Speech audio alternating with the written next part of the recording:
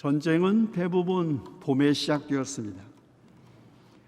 왕들이 출전하는 때가 되었는데 이상하게도 다윗은 그 해에는 요압에게 자기 부하들과 군인들을 맡겨 출전시키고 자기는 예루살렘에 머물러 있었습니다. 그런데 어느 날 저녁 다윗은 왕궁의 옥상에서 한 아름다운 여인이 목욕하는 모습을 내려다보았습니다. 다윗은 신하를 보내 누구인지 알아보게 합니다. 다녀온 신하가 그 여인은 엘리암의 딸로서 햇사람 우리아의 아내 밧세바라고 합니다. 한 여자를 한 남자의 딸이자 동시에 또한 누군가의 아내라고 밝히는 것은 히브리 성경에서 아주 이례적인 일입니다. 결혼하지 않은 딸을 소개할 때는 누구의 딸, 결혼한 사람은 누구의 아내라고 소개하지, 이렇게 아버지 결혼한 여자를 아버지의 이름까지 대면서 소개하는 것은 아주 이례적인 일이라는 것이죠. 사무엘기 저자가 굳이 밧세바의 신분을 이렇게 이중적으로 표현한 것은 밧세바에 대한 성적 접근, 다윗의 성적 접근이 범죄 행위임을 강력하게 암시하는 것입니다. 이스라엘에서 한 남성과 다른 남성의 아내와의 성관계는 중범죄로 여겨졌습니다. 그럼에도 불구하고 다윗은 밧세바를 데려오게 하여 정을 통합니다. 사무엘기 저자가 증언하듯이 이런 주님께서 보시기에 아주 악한 일이었고 그 후에 이야기 전개를 우리는 다 잘 알고 있습니다. 다윗은 자신의 잘못을 감추기 위해 왕답지 않은 아주 비열한 태도를 취하죠. 자기 부하 장군 요압에게 전가를 보내 우리아를 왕궁으로 보내게 합니다. 이런저런 전선의 형편과 군인들의 안부를 물은 다윗은 먹을 것과 마실 것을 딸려 우리아를 집으로 보내 목욕하고 쉬라고 명령하죠. 그러나 우리아는 언약궤와 이스라엘과 유다가 모두 장막을 치고 지내며 저의 상관이신 요압 장군과 임금의 모든 신하가 벌판에서 진을 치고 있는데 어찌 저만 홀로 집으로 돌아가서 먹고 마시고 나의 아내와 잠자리를 같이 할 수 있겠습니까? 임금님이 확실히 살아계심과 또 임금님의 생명을 걸고 맹세합니다. 그런 일은 제가 하지 않겠습니다. 왕궁 앞에 있는 친위대들과 함께 밤을 보내죠. 우리아는 진정한 의미에서 충성스럽고 전우애로 가득 찬 군인이었습니다. 비록 해족 속에 속한 이방인이었지만 사실 우리아의 조상은 예루살렘이 이스라엘에게 넘어가기 훨씬 이전부터 예루살렘에 살았던 귀족 출신이었습니다. 그의 태도 귀족다운 모습이죠. 그러나 우리아가 지백하지 않은 더 결정적이고도 중요한 이유는 다른 데 있었습니다. 언약궤가 전쟁터에 나가 있었기 때문입니다. 언약궤가 출전했다는 것은 이 전쟁이 야훼의 전쟁, 곧 신들의 전쟁임을 의미하는 것이었습니다. 신들의 전쟁에 참여하는 군인들은 마땅히 지켜야 할 의무가 있었는데 금식, 핏째로 고기를 먹지 않기, 그리고 여자와 가까이 하지 않는 것이었습니다. 우리아는 용맹스러운 군인이기 전에 야훼의 계명에 충실한 군인이었던 것이죠. 첫 번째 계략이 실패로 돌아가자 다윗은 다음 날 우리아를 불러 취하게 합니다. 술에 취해 정신이 흐트러지면 혹시 집에 가서 밧세와 동침할 것을 기대한 것이겠죠. 그런데 우리아는 여전히 왕의 신하들과 함께 잠자리에 들고 자기 집으로 내려가지 않습니다. 사태가 자기가 원하는 방향으로 가지 않자 마침내 다윗은 우리아 편에 자기 부하 장수 요압에게 편지를 보내죠. 우리아를 가장 전투가 치열한 전선으로 앞세우고 나갔다가 그만 남겨두고 후퇴하여 우리아가 맞아 죽게 하라는 내용이었습니다. 다윗의 충실한 부하 요압은 우리아를 적의 저항 세력이 가장 강한 곳에 의도적으로 배치했고 마침내 우리아는 목숨을 잃습니다. 자, 이제 다윗에게 걸림돌이 없어졌습니다. 남편이 없는 과부는 왕이 취할 수 있었기 때문에 이제 다윗은 당당하게 아무런 제약도 받지 않고 밧세바를 왕궁으로 데려옵니다. 밧세바는 이렇게 하여 다윗의 아내가 되었고 그들 사이에서 아들이 태어났지만 하나님께서 보시기에 다윗이 한 일은 아주 악하였다고 합니다. 자, 이제 하나님이 나섭니다. 예언자 나단을 통해 하나님은 다윗의 잘못을 이렇게 규탄합니다. 너는 어찌하여 나 주의 말을 가볍게 여기고 내가 악하게 여기는 일을 하였느냐? 너는 햇사람 우리아를 전쟁터에서 죽이고 그의 아내를 빼앗아 내 아내로 삼았다. 너는 이렇게 나를 무시하여 햇사람 우리아의 아내를 빼앗았다가 내 아내로 삼았으니 이제부터 영영 내 집 안에서 칼부림이 떠나지 않을 것이다. 내가 너희 집안에 재앙을 일으키고 내가 보는 앞에서 내가 너의 아내들도 빼앗아 너와 가까운 사람에게 주어서 그가 대낮에 너희 아내들을 욕보이게 하겠다. 너는 비록 몰래 그러한 일을 하였지만 나는 대낮에 온 이스라엘이 바라보는 앞에서 이 일을 하겠다. 재앙은 말씀대로 다윗 가문에서 일어납니다. 밧세바와의 사이에서 태어난 아들은 병으로 죽습니다. 그 후 다윗의 다른 배다른 아들 압살롬은 자기 누이 다말을 강간한 배다른 형제 암논을 살해하고 부친인 다윗에게 반란을 일으키죠. 아들 압살롬의 반란의 칼끝이 자기에게 향하는 것이 두려워 다윗은 왕궁을 지킬 후궁 10명만 남겨두고 온 가족을 데리고 요단강 쪽으로 도망갑니다. 압살롬의 쿠데타 성공했습니다. 예루살렘으로 입성한 압살롬, 다윗이 왕궁을 지키라고 남겨둔 부왕의 후궁들과 공개적으로 동침합니다. 압살롬이 아버지의 후궁들과 벌이는 이런 성행위는 이스라엘 백성이 보는 앞에서 부왕인 다윗이 자기 마누라도 지킬 수 있는 능력이 없는 그런 무능한 인간, 통제할 능력이 없다는 것을 입증함으로써 다윗을 모욕하는 행위였죠. 고대 지중해와 중동 세계에서 다른 남성 인물의 소유인 여성을 취한다는 것은 일종의 재산권 침해이자 동시에 권력 투쟁에서 그가 졌다는 것을 나타내는 상징적 거세 행위였습니다. 그런데 압살롬은 이 일을 온 이스라엘이 보는 앞에서 행함으로써 나단의 예언을 실현한 것입니다. 그러나 반란을 일으킨 압살롬, 그 후 다윗 부하들과의 전투에서 패전하고 다윗의 부하장수 요압의 손에 죽임당합니다.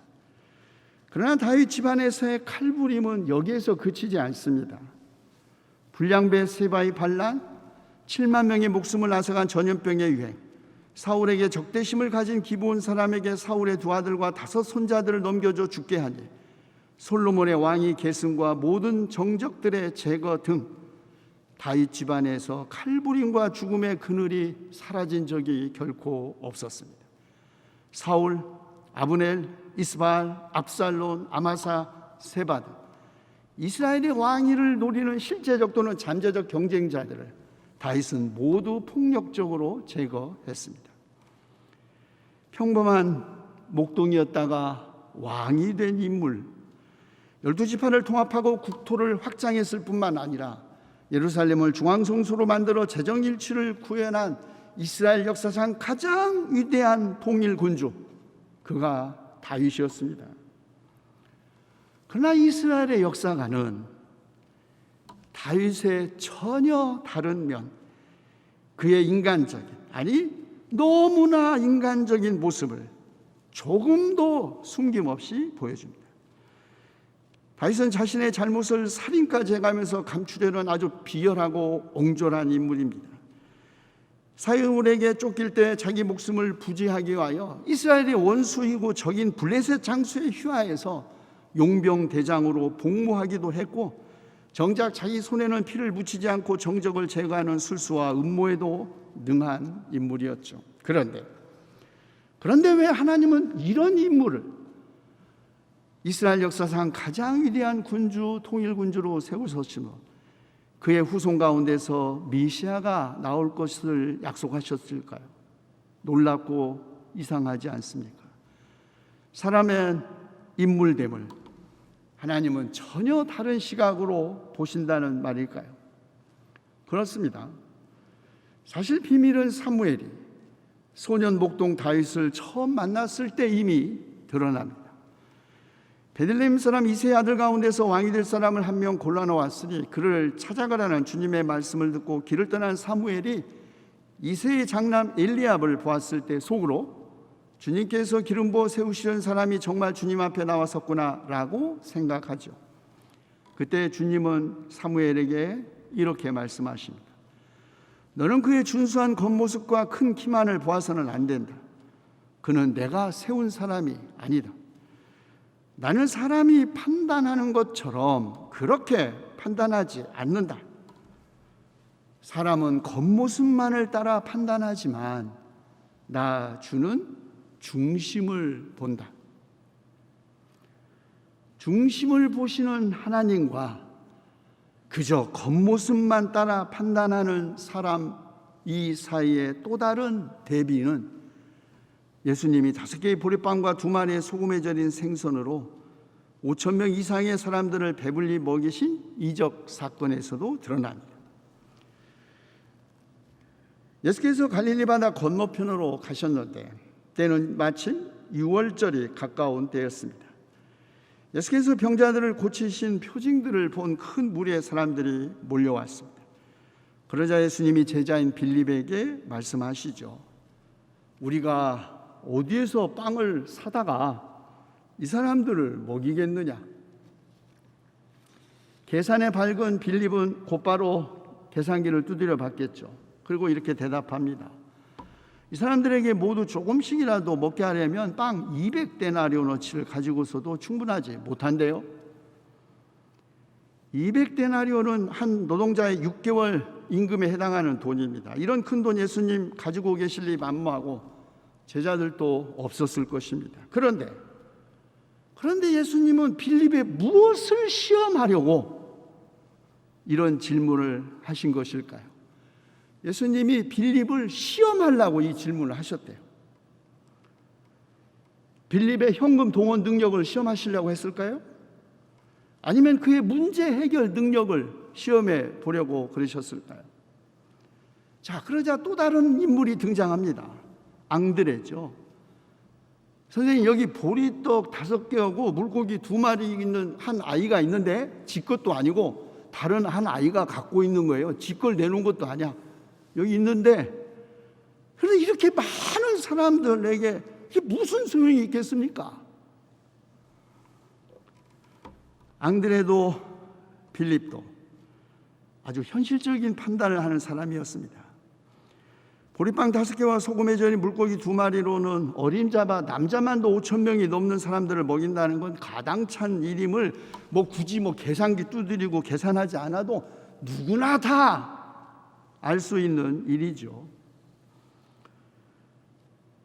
앙드레와 빌립은 예수님의 질문을 문자적으로만 받아들인 것입니다.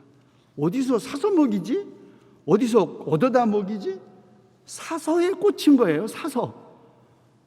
자기도 없고 예수님도 돈이 없는데 사서 주자라는 말에 딱 문자에 가로잡히니까 대답도 문자적으로 한 겁니다.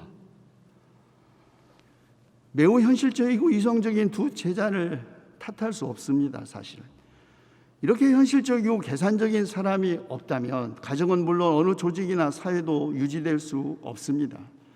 그리고 그런 사람들은 어디에나 어느 조직에나 어느 시대나 있고 또 있어야 합니다. 그러나 현실적이고 이성적인 판단이 그렇다고 꼭 문제를 해결하는 것은 아닙니다. 문자주의에 사로잡히면 질문 뒤에 질문, 말해진 것 뒤에 있는 말해지지 않은 말, 보이는 현실 뒤에 보이지 않는 현실을 보지 못합니다. 예수님이 빌립을 시험하신 거 바로 이것이었습니다. 예수님의 초능력에 대한 믿음을 니네들 몰라? 내가 그런 사람인 줄? 예수님에 대한 믿음을 시험하신 게 아닙니다. 예수님 제자들은 이 사건 이전에 이미 물을 포도주로 변화시킨 이적, 이방인 관리의 아들을 치유한 이적, 안식일에 38년 된 장애인에게 새로운 삶을 준 사건 등 3번의 이적을 보았습니다. 그런데도 제자들은 그 이적이 가르치는 표징을 전혀 깨닫지 못했던 것이죠. 그러므로 예수님이 빌립을 시험하신 것은 과연 그가 현실 뒤에 있는, 눈에 보이는 현실 뒤에 있는 다른 현실을 볼 수 있는지, 눈에 보이는 현실보다 사실은 더 현실적인 것이 보이지 않는 곳에 있다는 것을 깨달았는지, 그것을 시험하려고 했던 것입니다. 그러나 빌립과 안드레에게 기대한 답을 듣지 못하신 예수님은 무리를 거르신 이적 사건 후 스스로 오병이어 이적의 표징, 그 숨은 의미를 설명하시죠. 너희가 나를 찾는 것은 표징을 보았기 때문이 아니라 빵을 먹고 배불렀기 때문에, 이적을 보았기 때문에 나를 따른 것이지 그 이적 뒤에 있는 표징을 보고 나를 따른 것이 아니다. 빵을 먹고 배가 불렀기 때문이다. 너희는 썩어 없어질 양식을 얻으려고 일하지 말고 영생에 이르도록 남아있을 양식을 얻으려고 일하여라. 이 양식 인자가 너희에게 줄 것이다. 하나님의 빵은 하늘에서 내려와 세상에 생명을 주는 것이다. 내가 곧 생명의 빵이다. 내게로 오는 사람은 결코 줄이지 않을 것이요 나를 믿는 사람은 다시는 목마르지 않을 것이다.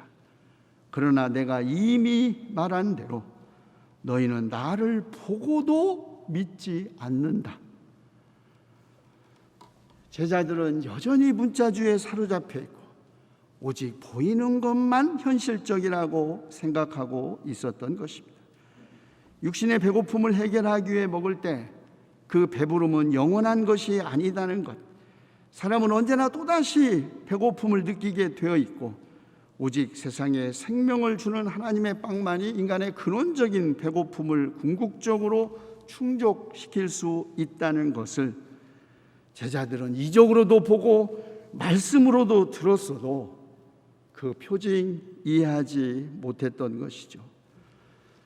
제자들의 이 마음속에 있는 문자주의의 벽, 오직 보이는 것만 보고 그리고 이성적으로 판단되고 계산된 현실만이 현실적이라고 생각하는 그 경험의 벽이 이적 뒤에 인간의 이성과 인간의 경험을 초월하는 하나님의 표징을 읽어낼 수 있는 통찰을 차단한 것입니다. 보이는 이적만 보고 보이지 않는 표징을 보지 못하는 사람은 이성적 판단과 현실적 대응 때문에 역설적으로 인간의 지식을 초월하는 하나님의 사랑을 보지 못한다는 것을 에베소서 저자도 지적합니다. 사도 바울은 자신이 복음 때문에 당하는 환난을 보고 행여 에베소 교회 성도들이 낙심할까 걱정하죠. 바울은 예수 그리스도 일로 감옥에 갇힌 몸이 된 것 때문에 성도들이 믿음을 잃거나 낙심하여 절망에 빠지는 일이 없게 하기 위하여 자기의 불행을 보고 하나님께서 성령을 통하여 성도들의 속사람을 능력으로 강건하게 해주시고 믿음으로 말미암아 그리스도께서 성도들의 마음속에 머물러 계시게 하여 주시기를 중보 기도합니다. 인간성의 가장 밑바닥까지 여과 없이 드러나는 상황이 있죠. 어쩌면 그것은 이 나치의 수용소 아우슈비츠가 아니었을까요? 인간에 대한 만인의 투쟁, 마른 빵, 식은 쑥, 그리고 향기도 없는 마른 커피 한 주먹 때문에 눈을 부르키고 서로 싸우고 욕망이 그 여과 없이 드러난 그 수용소의 현실에서 인간의 선함에 대한 믿음을 결코 포기하지 않았던 한 여인이 있었습니다. 29살의 나이에 아우슈비츠에서 죽은 네덜란드 출신의 유대인 에티 힐레숨이 그녀입니다. 그녀는 27살 때인 네덜란드의 임시 수용소로 가기 직전부터 일기와 편지들을 쓰기 시작했는데 그 편지가 뒤늦게 발견되어 2009년에 책으로 출간되면서 그녀는 알려지게 되었습니다. 유대인 가정에서 태어났지만 완전히 세속적이고 지극히 자유분방한 삶을 살았던 그녀는 전혀 종교적인 인간이 아니었습니다. 불안과 공포 그리고 증오심과 적대감이 압도하던 시대, 하나님도 우리를 도울 수 없다는 그 명백한 인식에도 불구하고 그녀는 절망하지 않고 게다가 학살자들에 대한 증오를 거부함으로써 고결한 인간성과 더불어 극심한 고통과 슬픔 속에서 구원에 이르는 자신의 삶을 그 절망의 용기를 가지고 증언했던 것입니다. 그녀가 유대인들을 학대하고 학살로 이끌어가는 독일인을 증오하지 않을 수 있었던 것은 무슨 나이브한 낭만적 혹은 신앙인의 태도 때문이 아니었습니다. 그녀는 겉으로 드러나는 가해자인 독일인의 그 야만성 뒤에는 그 또한 지극히 작고 벌거벗은 그리고 상처받기 쉬운 한 인간이 숨겨져 있고 그들도 우리처럼 신의 형상을 지니고 있는 같은 사람이라는 것을 다만 인정했던 것입니다. 에티 힐레숨은 완전한 세속적인 유대인 가정에서 태어나 자라면서 한 번도 종교나 신앙을 진지하게 생각해 본 적도, 신이 있다고도 생각해 본 적도 없었던 여인입니다. 그런 그녀가 악과 고통의 한가운데서 궁극적인 인간의 모든 가치가 아주 철저하게 시험받는 수용소라는 현실에서 전혀 다른 관점으로 세상과 인간을 볼 수 있었던 것은 자신의 내면에서 그 무엇에 의해서도 망가질 수 없는 삶의 근원과 선함과 아름다움을 발견했기 때문이고, 자기를 학대하는 그 나치 안에도 근원적인 삶의 선함이 있다고 믿었기 때문이었습니다. 굶주림과 학대로 육체와 정신이 완전히 망가지고 인간성의 그 적나라한 추악함이 그 밑바닥까지 다 드러나는 수용소에서도 에티는 용기를 가지고 그런 인간성을 정면으로 응시하는 법을 배웠습니다. 그래서 마침내 그녀는 용기를 가지고 증오를 거부했고, 용기를 가지고 도망가지 않았고, 자기의 동포들의 운명을 같이 받아들이고 마침내 자기 생명을 잃기로 그렇게 선택했습니다. 그녀는 진실로 인간적인 삶이란 참 용기를 가지고 자신을 발견하고 자기를 비우는 그런 역설적인 길을 가며 사는 것임을 보여주었죠. 그래서 그녀는 암흑 한가운데서도 빛을 찾을 수 있고, 죽음의 권세가 지배하는 곳에서도 웃음을 잃지 않았던 것입니다. 만일 그녀가 학대하는 독일인에게서 그리고 학대받는 동포들에게서 증오만 보았다면 아마 그녀도 증오에 사로잡혀 스스로를 파괴했을 것입니다. 그러나 에티는 다른 사람 안에서 파괴해야만 한다고 여기는 것이 증오, 자기 자신 안에도 있다는 것과 바로 자기 자신 안에서 그 다른 사람 안에 있는 증오를 파괴하는 법을 배워야만 암흑 한가운데서 기뻐할 수 있고 죽음이 보이는 곳에서도 삶을 긍정할 수 있다는 것을 깨달았던 것이죠. 그렇습니다. 에티는 드러난 악의 세계와 그 절망적인 인간성의 심연에 있는 그러나 그 뒤에 있는 보이지 않는 선, 인간의 지식을 초월하는 그리스도의 사랑을 보았습니다. 항상 자신과 다른 사람들과 하나님에게 귀를 기울임으로써 그녀는 이런 모든 사건들의 표면 그 너머를 볼 수 있었고, 인간의 지식을 초월하는 그리스도의 사랑을 경험함으로써 타인의 고통에 무감각하지 않을 수 있었던 것입니다. 기도합시다. 우리가 다른 사람과 세계의 고통에 무감각해지지 않도록 사람의 중심을 보시는 하나님, 우리도 사람과 세계의 겉모습만을 따라 판단하지 않고 그 중심을 볼 수 있도록 우리의 영의 눈을 밝혀 주시옵소서. 아무리 보이는 현실이 절망적일지라도 주님, 인간의 지식을 초월하는 그리스도의 사랑으로 보이지 않는 희망을 우리가 함께 보게 하시옵소서. 우리 주 예수 그리스도의 이름으로 기도하옵나이다. 아멘.